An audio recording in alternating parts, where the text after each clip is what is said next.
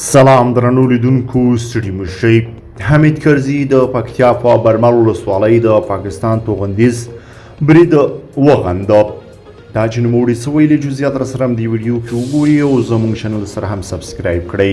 د هیواد پخواني ولسمشر حمید کرزي د پکتیکا ولایت په برمل ولسوالۍ د ګاونډي هیواد پاکستان توغندیز بریدونه په کلکه غندلي او دا یې پر افغان خاوره ښکاره تیرې بللې دي.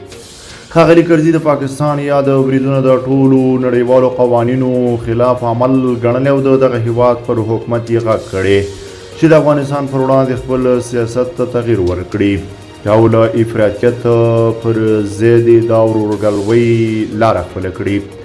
دا په داسې حال کې ده چې 2 ورځې وړاندې پاکستاني ځواکونو د پکتیکا په برمل ولسوالۍ توپچي بریدونه کړي دي.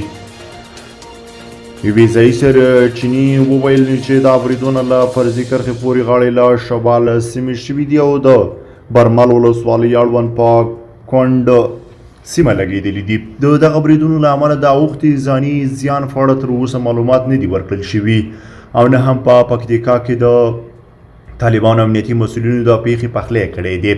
برمل چې له جنوبي وزیرستان سره ګډه پوله لري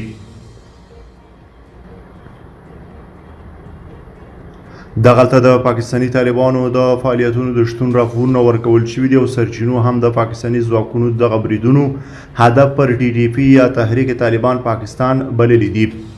د پاکستان حکومت بار بار پر افغان خاوره کې د پاکستاني طالبانو له شتون اندېښنه څرګنده کړې او ګواښ کړې چې دوی به د خپلې خاورې د دفاع لپاره له کرښې پورې غاړه هم خپل وسلوال مخالفین په نښه کړي.